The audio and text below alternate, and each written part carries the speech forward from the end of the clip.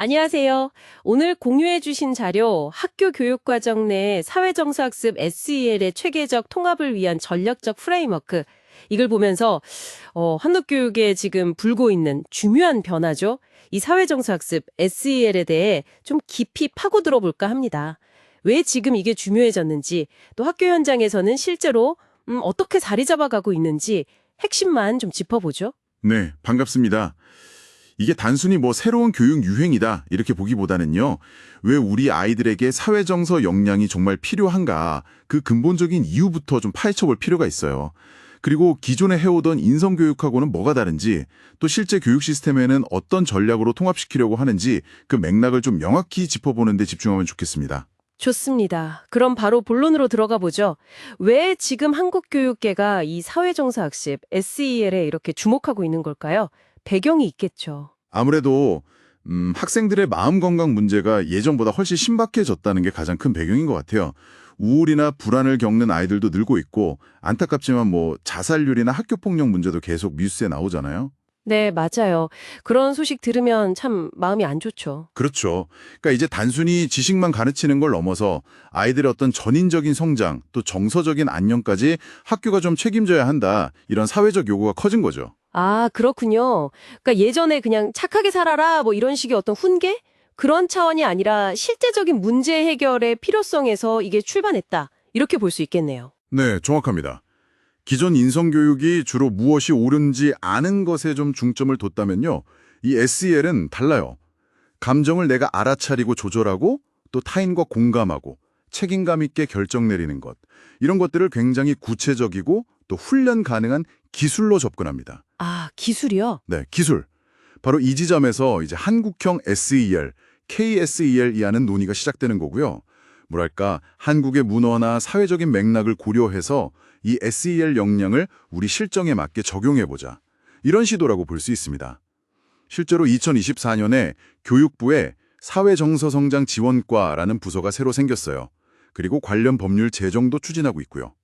부서까지 새로 생겼군요. 네, 이런 걸 보면 이게 그냥 한 번 하고 마는 정책이 아니라 교육 시스템 자체를 좀 근본적으로 바꿔보려는 어떤 국가적인 의지가 담겨 있다. 이렇게 해석할 수 있겠죠. 이게 추상적인 덕목이 아니라 구체적인 기술로 본다는 점이 저는 참 흥미롭게 들리네요. 어떻게 보면 정말 살아가는데 꼭 필요한 능력들이잖아요. 맞습니다. 그럼 이 SEL은 구체적으로 어떤 내용들을 포함하고 있는 건가요? 국제적으로 가장 널리 쓰이는 틀은 KASEL이라고 사회정서학습 협력체라는 곳에서 제시한 5가지 핵심 역량이 있어요. 첫째는 자기 자신을 아는 자기인식, 그리고 스스로를 관리하는 자기관리, 자기 인식, 네. 자기 관리. 네. 그리고 타인을 이해하는 사회적 인식, 또 건강한 관계를 맺는 관계기술, 마지막으로 현명하게 결정하는 책임 있는 의사결정. 이렇게 5가지입니다. 아, 5가지? 네. 요즘엔 이걸 약간 글을 읽고 쓰는 능력, 문해력처럼 기본적인 소양으로 봐야 한다 해서 사회정서적 문해력이라고 부르기도 해요. 사회 정서적 문해력.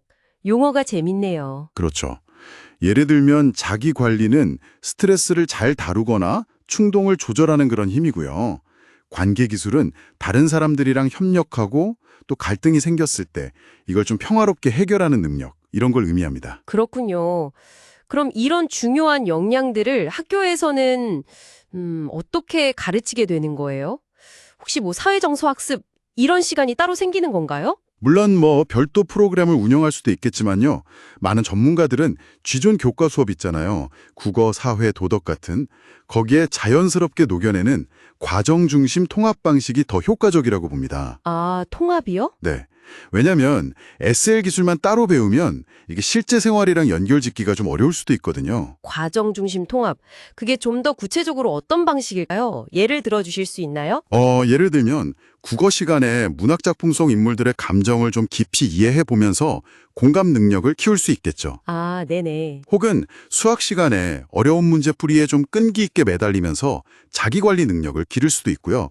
또 모든 활동으로 협력해서 과제를 해결하는 그 과정 자체가 관계기술 훈련이 되는 거고요. 아하, 그러니까 배우는 내용뿐만 아니라 배우는 방식 자체가 중요해지는 거네요. 맞습니다. 결국 무엇을 배우는가만큼이나 어떻게 배우는가, 그 과정 자체가 SEL 교육의 중요한 장이 되는 거죠. 물론 그 창의적 체험활동 시간, 자율, 동아리, 봉사, 진로활동 이런 시간들을 활용해서요. 또래 상담을 한다거나 캠페인을 기획한다거나 하는 식으로 좀 더 집중적인 활동을 할 수도 있습니다. 그리고 생활지도 방식도 예전처럼 단순히 벌을 주는 것에서 좀 벗어나서요. 갈등이 생겼을 때 당사자들이 대화를 통해서 관계를 회복하는 그런 회복적 생활교육으로 나아가고 있어요. 이 과정 자체가 또 중요한 SEL 실천이 되는 거고요. 듣다 보니까 국내외에서 참고할 만한 좋은 사례들도 꽤 있을 것 같은데요? 그럼요. 해외에서는 미국 예일대학교에서 개발한 ROL-UL이라는 프로그램이 꽤 유명한데요. 이건 모든 학생들의 감성 지능 자체를 키우는 데 좀 집중하는 방식이고요. 네. 반면에 핀란드의 키바 프로그램 같은 경우는 학교 폭력 문제에 좀 더 초점을 맞춰서 그 방관자 학생들이 좀 긍정적인 역할을 하도록 유도하는 식으로 특정 문제 해결에 집중하는 모델도 있습니다. 아, 접근 방식이 좀 다르네요. 네, 그렇죠. 국내에서도 우리 실정에 맞는 모델을 만들려는 노력이 아주 활발합니다. 예를 들어 경기도 교육청처럼 여러 부서가 협력해서 통합 지원 시스템을 만들기도 하고요. 또 경상북도 교육청 같은 경우는 모든 학생을 위한 필수 교육이랑 또 좀 더 심화되거나 특화된 선택 프로그램을 같이 운영하는 그런 이중 모델을 도입하기도 했습니다. 네. 확실히 우리 현실에 맞게 좀 진화하고 있다는 느낌이 드네요. 맞습니다. 단순 도입을 넘어서 이제 한국형 시스템을 구축하는 그런 단계로 나아가고 있다, 이렇게 보시면 될 것 같아요. 오늘 쭉 이야기를 나눠보니까요. 이 사회 정서화 학습이라는 게 단순히 새로운 과목 하나 추가하는 그런 문제가 전혀 아니네요. 네, 그렇죠. 이 자료가 보여주는 핵심은 제 생각엔 한국 교육이 과거에 그냥 착한 아이를 기르는 데 좀 집중했다면 이제는 뭐랄까 마음 근력이 튼튼한 아이, 그러니까 자기 감정을 잘 다루고 관계를 건강하게 맺을 줄 아는 아이를 키우는 방향으로 가고 있다. 이런 것 같아요. 네, 맞아요. 어떻게 보면 지식 습득 능력만큼이나 이런 사회정서적인 기술이 정말 중요한 생존 역량이 된 시대다. 이런 통찰을 주는 것 같습니다. 아, 정확한 지적이십니다. 그리고 이 역량이라는 게 비단 학생들에게만 필요한 건 아니죠. 사실 우리 모두에게 해당되는 이야기입니다. 네. 그렇죠. 어른들도 마찬가지죠. 그래서 마지막으로 이 질문을 한번 던져보고 싶습니다.